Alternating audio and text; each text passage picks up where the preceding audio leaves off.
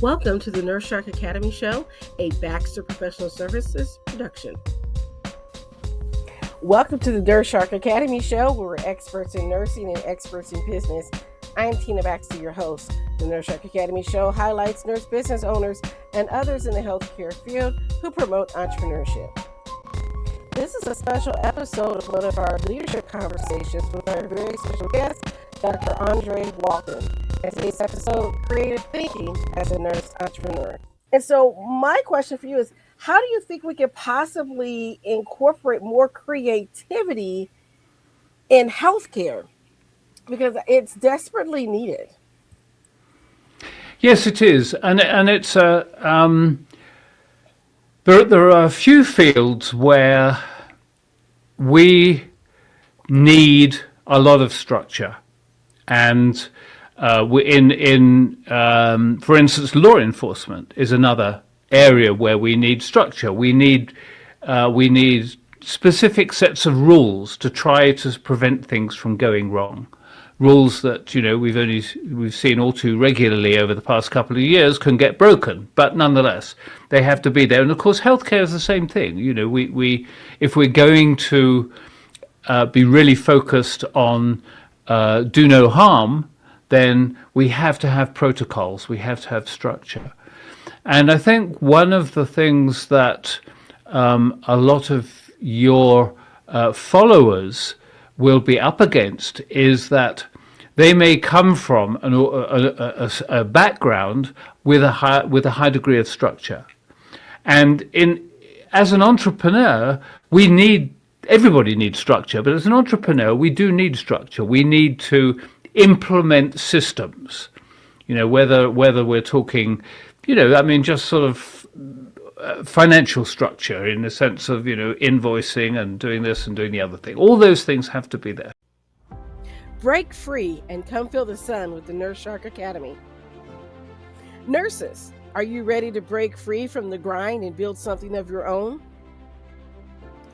It's time to take your skills beyond the bedside and step into entrepreneurship. Join our webinar, Break Free, the Nurse's Path to Entrepreneurship, where you'll learn how to shift your mindset, explore your nurse-owned business ideas, and get the exact steps to launch your own business. This is your time to take control of your career and create a future you love. Seats are limited, so grab yours now. Break free and join the Nurse Shark Academy at thenurseSharkAcademy.biz. Hello and welcome to the Nurse Shark Academy Show, where we're experts in nursing and experts in business. I'm Tina Baxter, your host. The Nurse Shark Academy Show highlights nurse business owners and others in the healthcare field who promote entrepreneurship. Today is one of our special episodes of our leadership conversations, and our guest is Dr. Andrew Walton. Love to have him on the show. We had a great conversation earlier, and so excited to be able to pick his brain to help us nurse entrepreneurs as we want to move forward in our businesses. Dr. André resolves burnout, anxiety, and exhaustion. He's an international best-selling author, a TEDx and keynote speaker, and a social psychologist known for his work on creative thinking and innovation. He's the creator of the Banish Burnout framework and Spherical Thinking. Thank you so much for being here, Dr. André. We appreciate it so much. Oh, my pleasure. Thank you very much for inviting me, Tina. I really appreciate it. This was just a brief bit of your bio, because I will put all the information in the show notes. Never fear, listeners. But I wanted to get a chance to get to know you better and ask about your background. What got you into the field of study that you are as a psychologist? It's a great question. It's a great question. In my 20s, I started to invent things, and I took two of my crazier inventions and patented them, and took them to become global leaders in their field. One was actually a microphone, and the other one was a system for measuring and plotting medical ultrasound imaging. Back then, people were using a lot of ultrasound images, and most specifically that was on pregnant mums. And there was a little bit of a fear that it might be sort of another X-ray situation where everybody's kind of using X-rays, and then somebody says, you know what, I think these might be dangerous. And so there was a little bit of a concern about that around the world, especially actually in Japan, which is a very big customer for me, because of course the whole their concern about radioactivity after the Second World War, hung on for many decades. That entrepreneurship phase went, from literally sort of the kitchen table to having offices here in the US and in Europe and 35 distributors around the world. So I've seen every phase of building a business. And when I sold my companies, my medical company and my music company, I did quite a lot of consulting for small businesses, helping them get established here in the US, small European companies. And I decided I really needed to find out a little bit more about how people make decisions, how human behavior really comes to play in the world of starting up businesses and then building businesses. So I went back to school and got a PhD in social psychology. And the focus of my studies was actually organizational level creativity.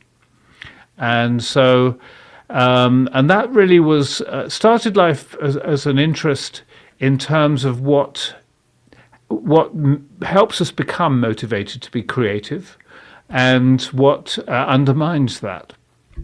And then over the past 2.5 decades, I've been researching creativity to a much greater extent, and particularly in the days since fMRI imaging has been available to researchers, where we can actually have a look at the neural pathways that are lighting up in people's heads as they think different things.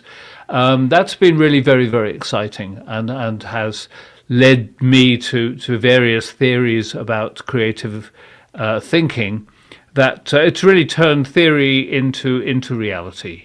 So that's really where I am, and most of my work these days is in helping startups. It's helping people take startups to the next stage of their business, and even businesses that are sort of 100+ employees, helping them get from a plateau back to growth again. So that's a very general overview of my work. So I want to go back because I want to make sure our listeners understand what you're talking about. You said organizational creativity. Can you expand on that a little bit more? Explain us what that means. Yeah, actually, my work, in fact, was really related to creativity, period. And organizational level creativity has two components. One component is individual creativity, in the same sense that organizations, although we sometimes talk of them as if they're an entity on their own, the reality is, of course, that they are a composite of the individuals within it. But in terms of creativity, there are some very interesting dynamics, and individuals can be very creative. But then there is a social element to creativity. In other words, our creativity is not solely a function of what's going on in our own individual minds. We're also talking about social influences. And these influences can take the form of social norms, and something that people don't always realize unless they've been focused on psychology for a while, is that many of our decisions, in fact most of our decisions, are very strongly influenced by social norms. So in a corporate space, this is very true. I mean, we spend most of our adult days working, and so the corporate space is a very important influence, a motivator or demotivator in terms of our creativity.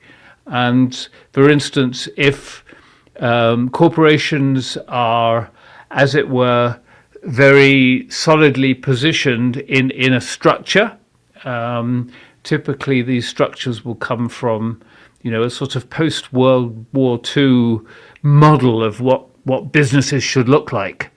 Yes. Then that structure can be very impeding to innovation and creativity.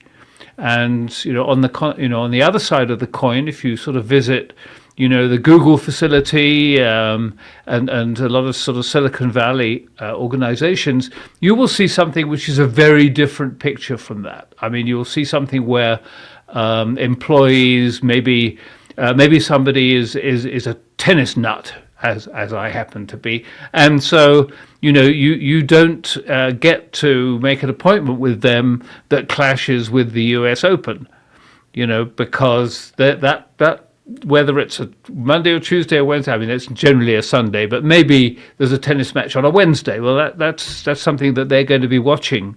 That the company has allows the flexibility to be incorporating your own needs and desires and your family activities and so forth into your work program. So, we're not talking a 9 to 5 here. We're talking about complete flexibility in many different ways. I mean, you can.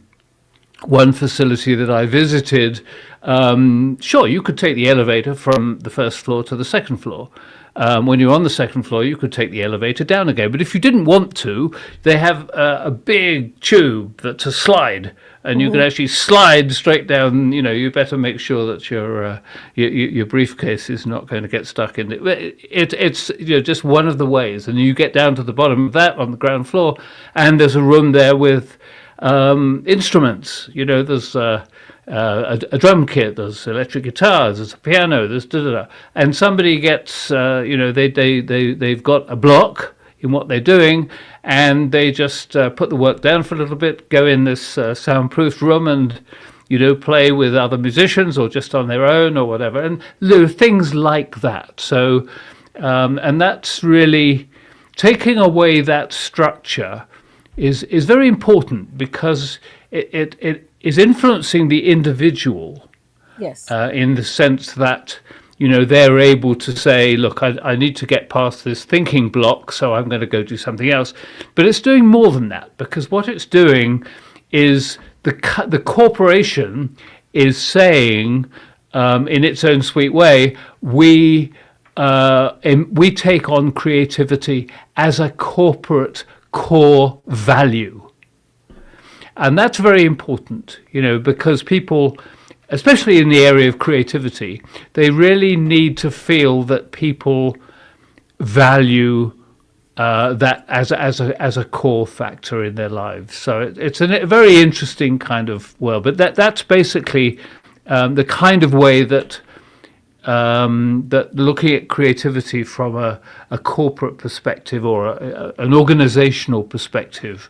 The kinds of things that one looks at. Well, that's interesting that you say, because, in healthcare, everything is we've always done it that way, right?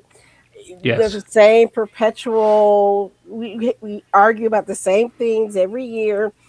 Should resident doctors be required to be on call for a certain amount of time? Why do we put nurses in back-to-back 12 to 16-hour shifts and not expect med errors and things like that? And so my question for you is, how do you think we could possibly incorporate more creativity in healthcare? Because it's desperately needed. Yes, it is, and it's there are a few fields where we need a lot of structure, and for instance, law enforcement is another area where we need structure. We need specific sets of rules to try to prevent things from going wrong. rules that we've seen all too regularly over the past couple of years can get broken, but nonetheless they have to be there. And of course, healthcare is the same thing. We if we're going to be really focused on do no harm, then we have to have protocols. We have to have structure.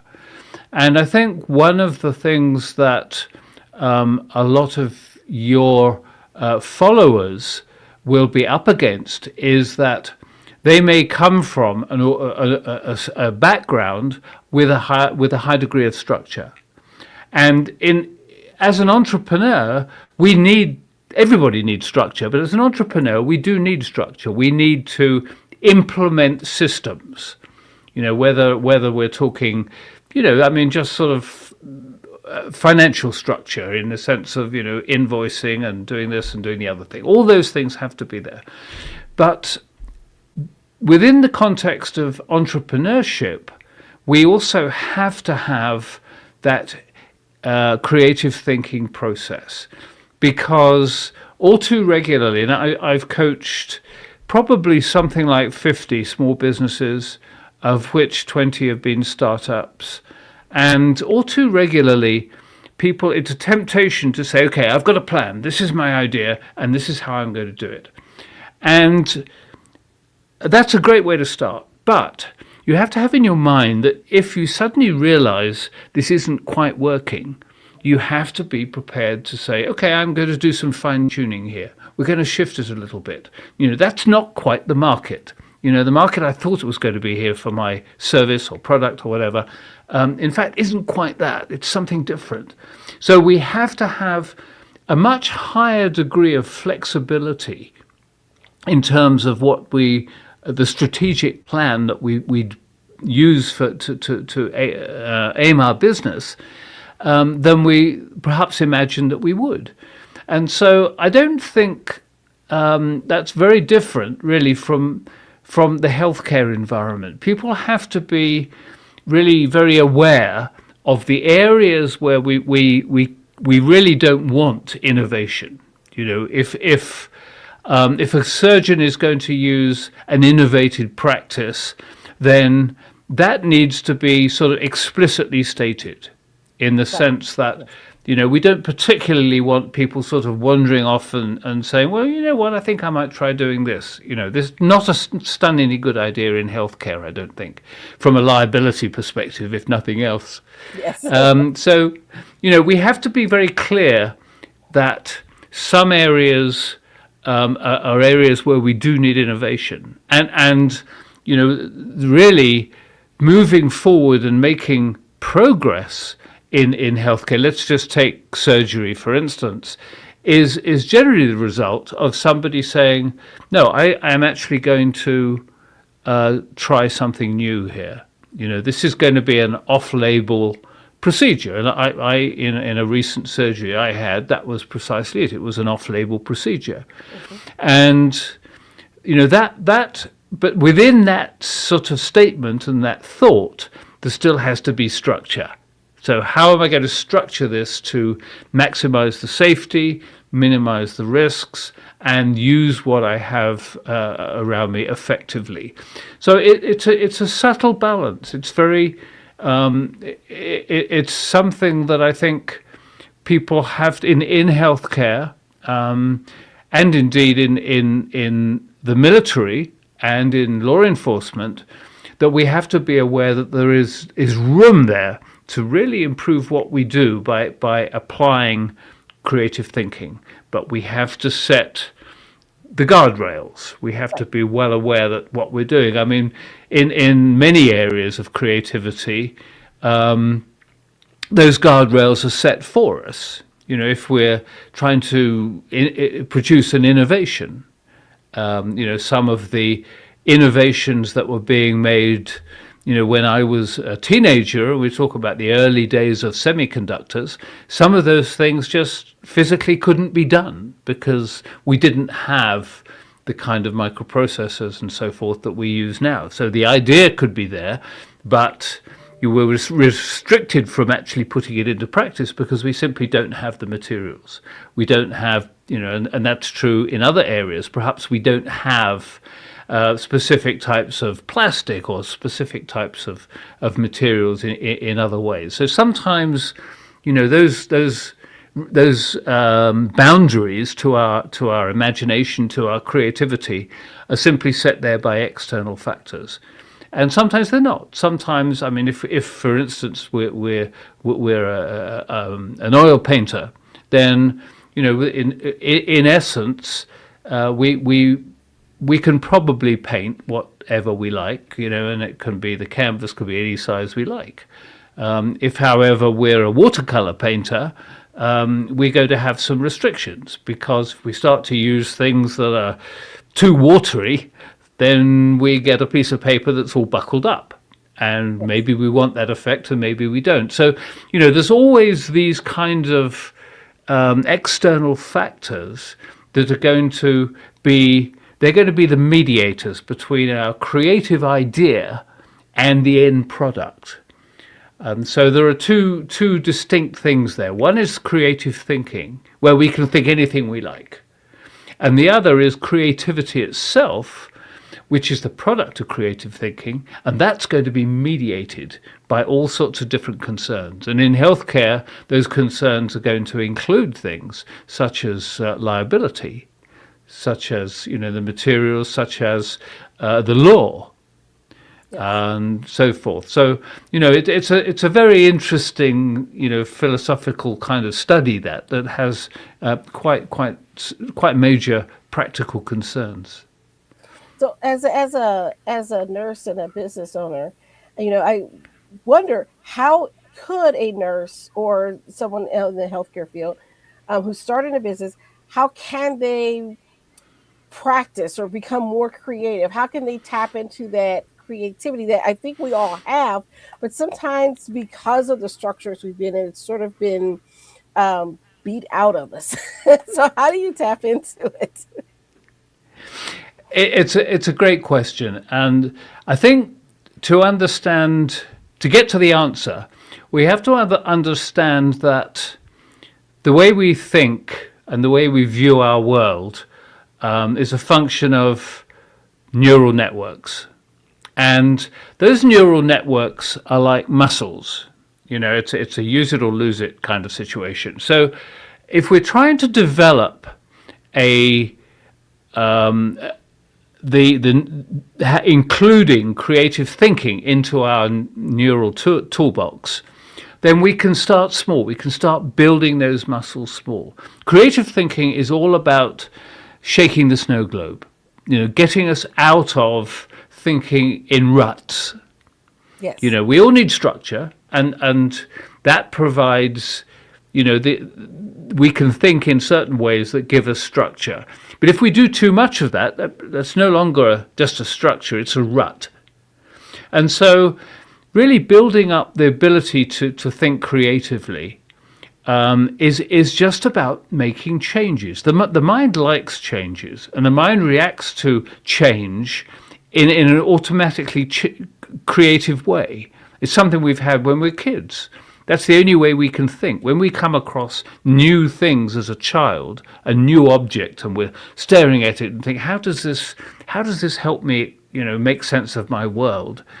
We don't have the history to use templates in the same way that we do as adults. And so this is how we have to think. So we've got the tools there from historically, from when we were 2, 3, 4, 5 years old. And so it's basically all about making little changes, and we can do that in very simple ways. We can say, okay, well, I'm going to take a different route to work. We've nearly always got different ways we can go to work if we're driving to work. We can go to a different restaurant, or if that's a bit too bold, we could just choose something different from the menu. Most people go to the restaurant and they choose the same thing from the menu with some minor variation, perhaps. So we can move that around. We can, sit with the family, or, with our boyfriend or girlfriend or spouse or whatever, and say, okay, let's do something different this weekend. I've got days off on this day and this day. Let's go and do something different. So it's all about deliberately creating change. And that starts the process of building neural pathways that relate to creativity. That sounds wonderful. And there's going to be a lot of change as you're starting and launching your business, and um, as we grow our business, and maybe you've already been in business. Some of our listeners are already in business, because you talk about burnout, and that's a big buzzword right now in healthcare. Burnout's big. We talk about it all the time. I've talked to doctors, I've talked to nurses, I've talked to veterinarians. I didn't know that there's an issue with veterinarians being burnt out because of the workload that they have. And so when you're an entrepreneur and you have all these things coming at you as you begin to grow, how do you manage that? How do you develop workflow systems, be creative so that you can scale your business without burning out? Well, the first thing to understand is that burnout is not always what we think it is.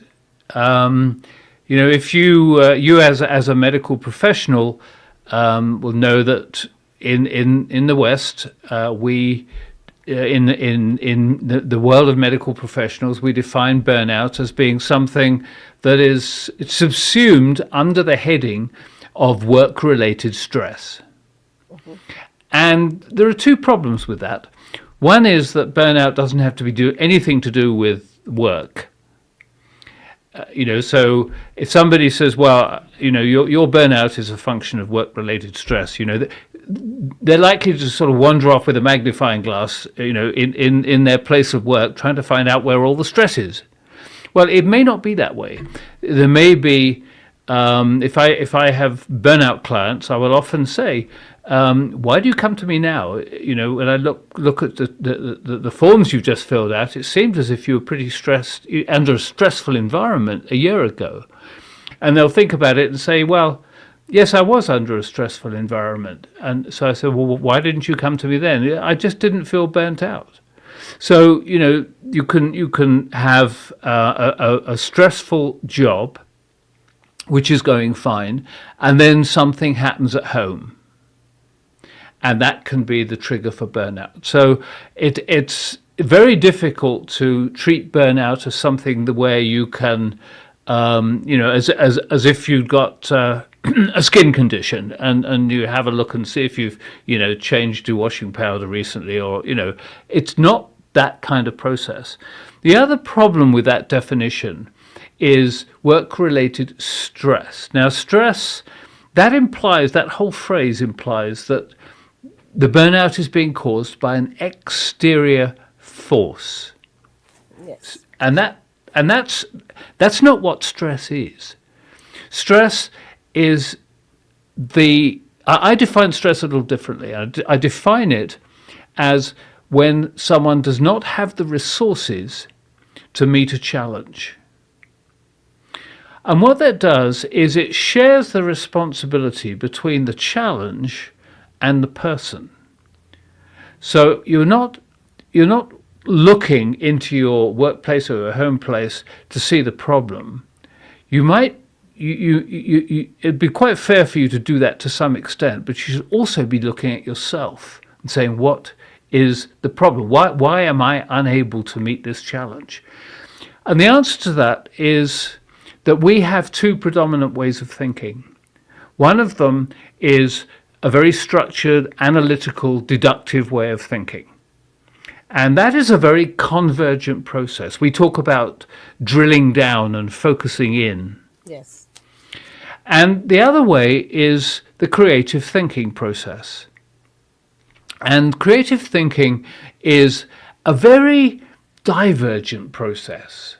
In fact, if social scientists like myself, if we want to measure creativity, we often use divergent thinking tests to do it, because it's easier than trying to actually measure creativity per se.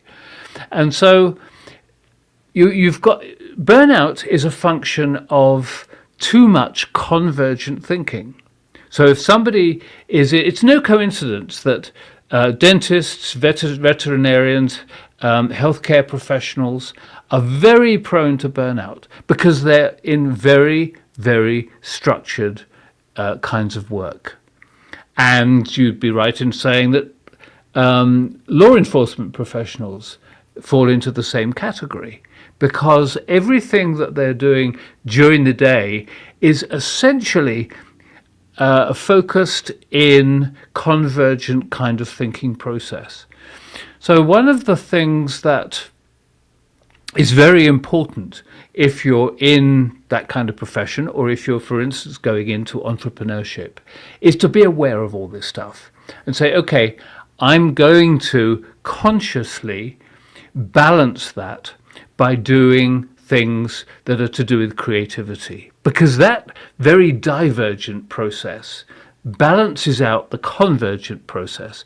Now, I'm sure that you've been in the course of your profession, you've been next to a lot of people with stress, Yes. if not burnout. I mean, Yes.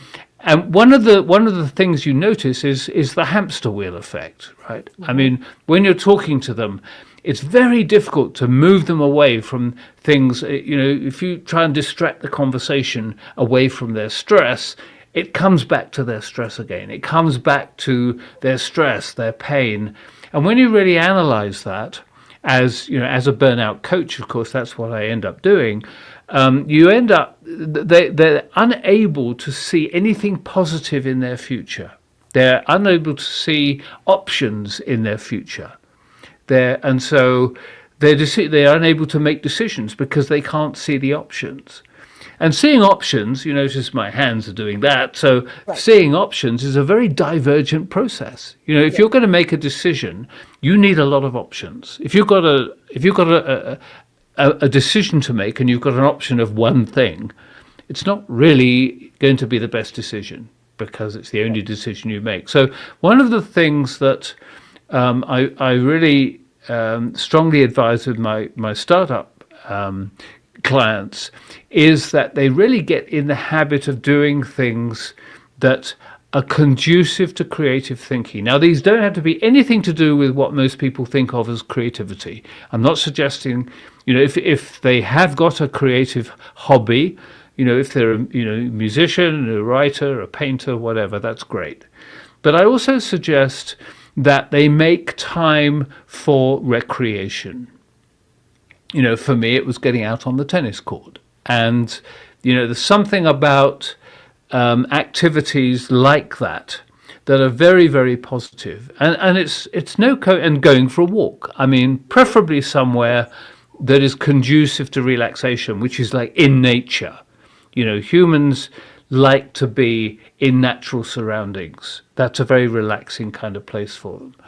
And there's something, it's not just conjecture. There is a physical phenomenon going on. And that is that the two hemispheres of the brain, joined only by the corpus callosum, which is a terrible data transfer. I mean, it's just, in the days of broadband, the two hemispheres of the brain are connected by what comes down to sort of two tin cans and a piece of string. I mean, really bad data connection between those two halves. Strangely enough, when you're doing something physical that doesn't really require too much thinking, like going for a walk, the data transfer increases measurably. We actually use both halves of the brain together much more effectively when we're doing something like that. I'm told that's probably true of vacuuming too, but I've never put that to the test. So anyway, that's just, that's that kind of thing. So the other thing is, the third thing, there are three pillars to the work that I do with burnout and stress and anxiety clients. And the third thing is relationships. One of the things that really vanishes with people with burnout or a high degree of stress, their relationships tend to get jeopardized. They tend to move back from the very people that could be helping them. I don't know if you've noticed that in the course of working with people that are very Yes. stressed, but the first thing you notice is they become very, very distant. And sometimes to the point they've sort of had this stress going for a year or something, and you see them, how's it going, and they say, well, I think I'm on the edge of a divorce. So it can be a very serious phenomenon. So that's the third pillar, and I specifically work on those three pillars if I'm working with somebody in a burnout on a burnout program. But just in terms of coaching, startups and entrepreneur people, I like to really emphasize, make sure that your relationships stay in place. Make sure you've got time for not just your spouse or girlfriend or boyfriend, or kids, but also your friends outside of your family. Just make sure you don't suddenly find yourself saying, you know what, I just don't have the energy to go out with you guys this week. No, I really can't have that game of tennis this weekend. I just haven't got time. You find yourself saying that, then there should be a little bell ring, a little red flag pops up, because those activities are all very conducive to creativity.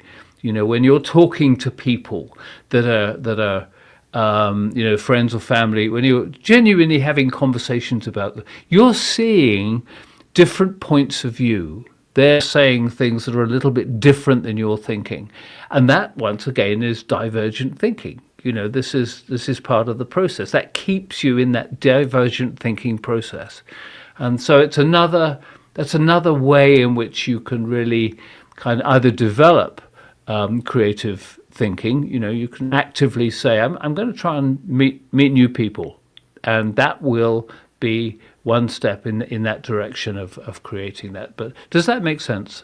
It makes perfect sense because it reminds me. I was just thinking this is one of the reasons why I think mastermind groups and things like that help, because you're getting people outside of your immediate circle to bring fresh ideas to you, and you think of things that you normally wouldn't think of, and you have Yeah. that aha moment, and you're able to share things. um, I was just thinking about when I first started in entrepreneurship, I was very focused on doing a thing, doing a thing, doing a thing.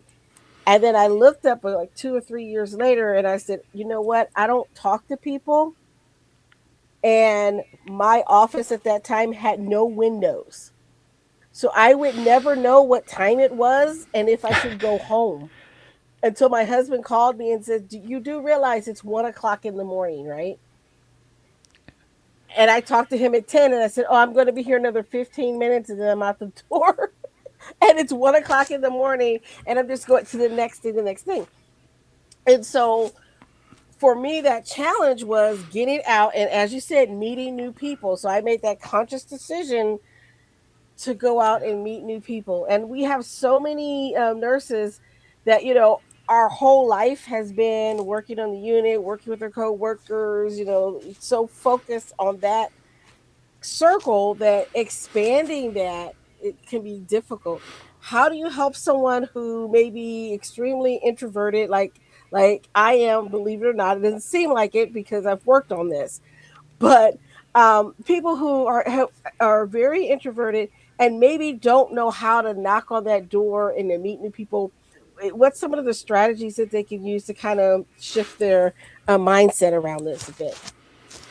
Well, there are all sorts of activities where you can ease into the practice of talking to people. So, um, for instance, tennis.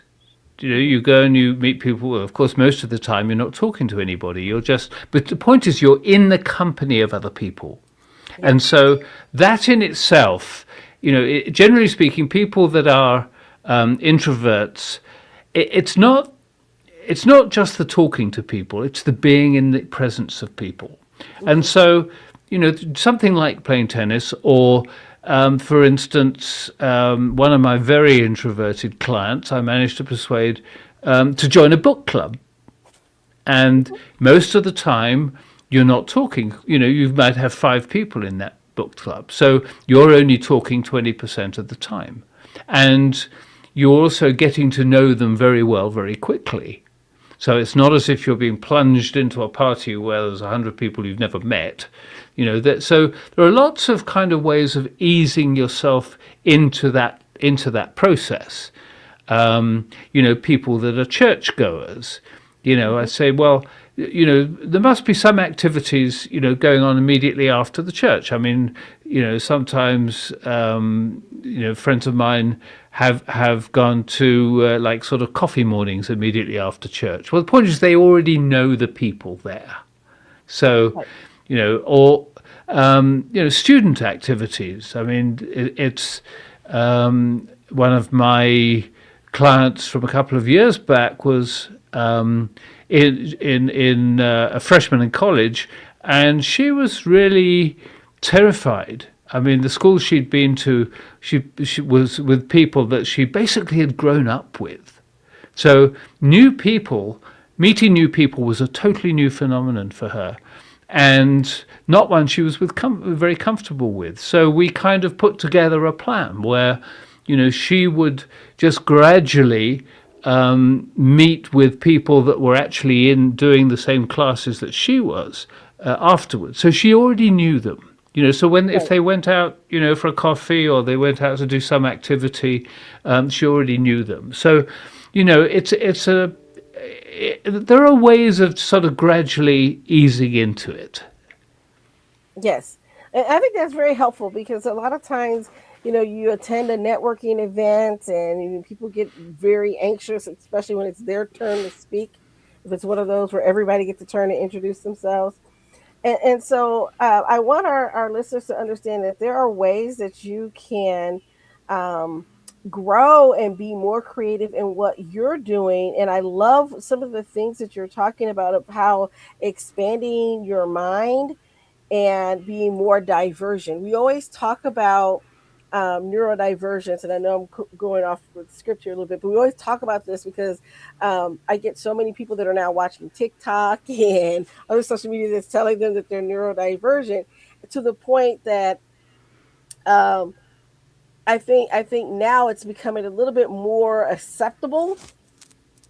And so I think people can resonate with it a little bit better of understanding what divergence means, and not necessarily something that's negative. So I remember we were watching something and they were talking about the people that used to work at Saturn and how everybody that worked at Saturn was happy, and they had this culture where they wanted the workers to be happy, and so you had this running joke of everybody want to work at Saturn. And I think it's that creative organizational creativity, as you say, that opens the doors to new ways of doing things, new ways of connecting with one another, which gives us then, as entrepreneurs, a way of engaging the marketplace differently. Because now you can look at a problem and say, oh, it's not just this one solution, but now maybe there's multiple solutions out there. And how can I best fit?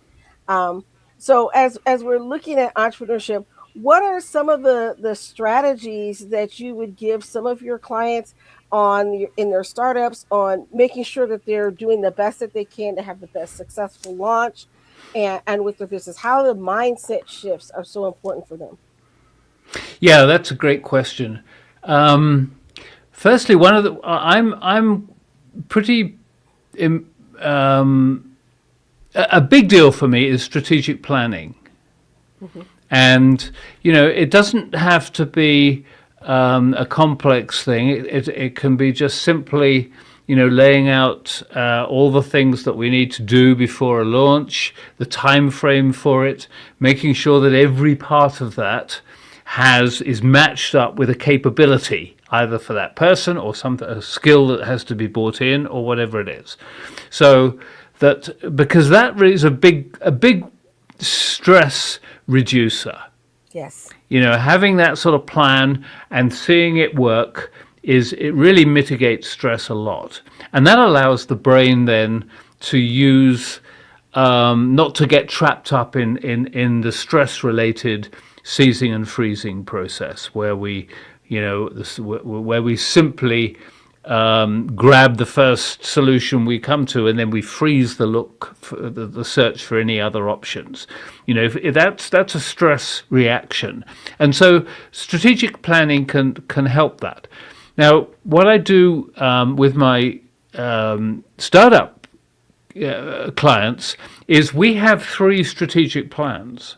Hmm. And it's very important for people who are just starting a business to realize that they've got to change their personalities several times.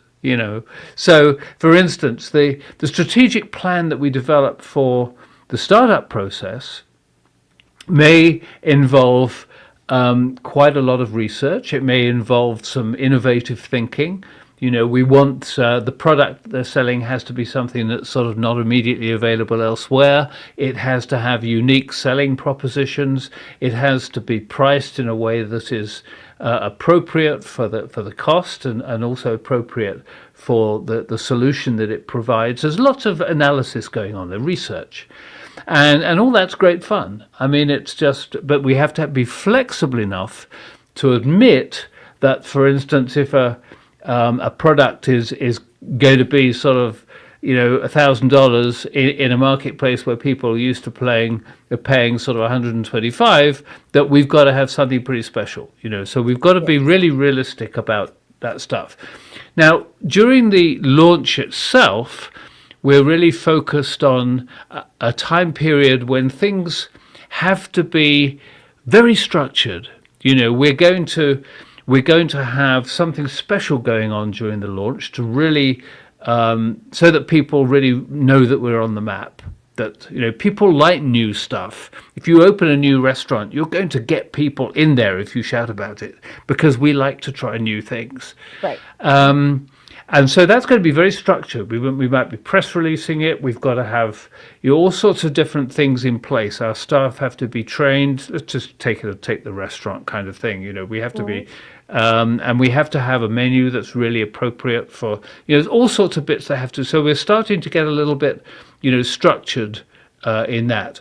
Now, when the business is actually running, then there's a whole different strategic plan, because that strategic plan has to encompass perhaps some feedback loops. So if something is not selling, we have to know why that is. So we have to have a little feedback loop that says, we're going to analyze what it is, and maybe that's going to require, perhaps we give our customers a questionnaire that says, basically tries to get us information as to what they want, whether we're providing what they want, or if there's ways we can improve that. So there's a whole different process. So really, no matter what business you're in, there's 3 different stages. And it's not just the strategic plan that changes for each stage, it's your mindset. Because the mindset you've got when you're about to when you're preparing your launch, when you're really sort of in startup mode, is going to be a little bit different from the time when you're actually launching, because then you're in a kind of run like a Swiss watch kind of process. This thing's got to, a lot of people are going to see your business, and you've got one shot. So this thing really has to be polished, and then the time after that, you're into the phase when you're kind of looking at growth. What is it? How is it we now deal with this in growth? So each of those 3 stages requires you have a different mindset, and so this is really where goes back to what we were talking about in the very beginning, where we need the flexibility that creative thinking provides to allow ourselves to change to meet the demands of that process.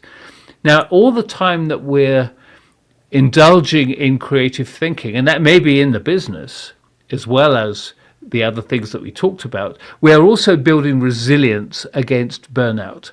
So in any of those 3 stages, you're not likely to be getting burnt out, because you've got change, and all the time you've got change, you've got creative thinking processes. The burnout tends to come after those 3 stages. So maybe in year 2, 3, 4, 5 of your business, when you have to basically, this is the time when you sort of turn the handle and the sausages come out of the end of the machine. And it's a totally different phase than any of the other 3. And that can be very burnout related, because that's a time when your business is very demanding on you, and it's very difficult for some people to delegate. So, in other words, they don't leave the energy and the space in themselves to train people to do what they're doing. And they're scared of the fact, well, what happens if my business starts to go down? I've suddenly got one more mouth to feed and I'm not getting as much income, And okay, you can be scared of so many different things in a business, and that's one of them. But you've had the courage to start the business, to launch it, to take it to the next phase. So don't suddenly get paranoid about what's going to happen if various things go on. So it's that phase when people really start to work in a space where there is very little creative thinking going on. That's when the burnout tends to hit. All right. Well, I want to thank you. This has been a wonderful conversation. So I know you have something for our listeners, but I wanted to ask if our listeners wanted to get in touch with you, what's the best way for them to get in touch with you? The Probably the best way is to go to my website, which is planforchange.org. That's PLAN, the number 4, change. And they can click a button there and book a call with me, or they can leave a message and I will get back to them. That's probably the most efficient way. If they want the freebie, then theburnoutfoundation.co will get them a free copy of my sleep program, which is basically helps people, as you know, when people are stressed and burnout. Sleep is one of the things that just seems to disappear. And this helps people recover from sleep deprivation. And it's also a guide on building your business. There's a separate freebie there for building your business. And that will also take you to my one of my burnout programs, give you a description of what that is. So the burnoutfoundation.co will get you into that program. Okay, great. And I will put everything in the show notes so that you're able to get a hold of him and also get a hold of some of these freebies. I'm so excited to hear about it. And then, so we have that. And then I believe you said you have a book. What was the name of your book in case some of your readers want to read your book? The book is called Creative Thinking, a coach's perspective. And it's not just for coaches, but it's from a coaching perspective. And that just became an international bestseller.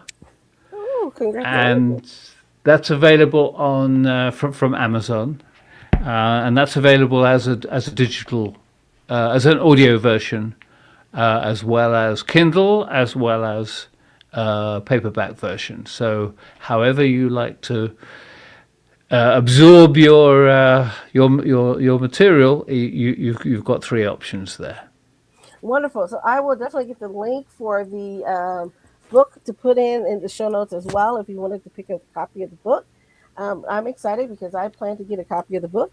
I think it's very wonderful, and I like the creative process, which is probably why I'm a podcaster. I like that creative process. And you keep mentioning music, and fun fact, I am also a musician. I played clarinet for several years, and I'm also a singer. And so I find myself when I'm needing to kind of get away from the grind, I will often just make up songs out of Oh, nowhere. fabulous. I, Fabulous. I have Fabulous. a whole song for guacamole. Well, Just because I I love think guacamole. music is just a wonderful mitigator for stress. I happen to be a jazz musician. I'm a jazz flautist or Oh, flutist, wherever you are, and it's a wonderful way for me to change the way that I think from time to time. that's wonderful. Yeah, I was a radio DJ in high school and in college, and one of my shows was actually a jazz show. Oh, wonderful, So my wonderful. Well, parents, jazz is really interesting because yeah, you've got that time when you have to play sort of fairly, I mean, rigid rigid kind Mhm. of time frame and all that kind of stuff, and then comes that magic moment when you improvise, When you and that's improvise. when your creative thinking suddenly takes over. So that's Yes. the illustration I use for the two different ways of thinking. Yeah. Yes. All right. Well, I thank you for coming. Again, all this information will be in there. You've gave some great nuggets for us to take and to put in to implementation. Um, Thanks for tuning in and listening to the Nurse Shark Academy show. If you're watching us on YouTube, please don't forget to subscribe and hit the notification bell so you know when our next episodes are coming up. If you have any questions, you can always submit comments and questions. I will read them and respond to you. If you're listening to us through Podbean or wherever you get your podcast or the audio version, again, leave us a like and a comment. We so greatly appreciate this. Again, Dr. Andre, thank you for your time. I so appreciate this. I'm excited. I can't wait for your episode to go up, and I've already decided to share the link with a group of friends because I want them to hear it first. So thank you so much, and we'll see you again. Bye bye for now. Thank you so much, Tina. Ready to turn your nursing skills into a thriving business? At the Nurse Shark Academy, we give you expert strategies, real startup guidance, and the support to go from employee to empowered entrepreneur. Join us and build the nurse owned business of your dreams. Start today and join us at the nursesharkacademy.biz. Thank you for listening to the Nurse Shark Academy show wherever you get your podcasts or watching us on YouTube. Don't forget to like and subscribe, and don't forget to hit the notification bell so that you'll know when all of our episodes come out. If you want further information, you can contact us on the nursesharkacademy.biz.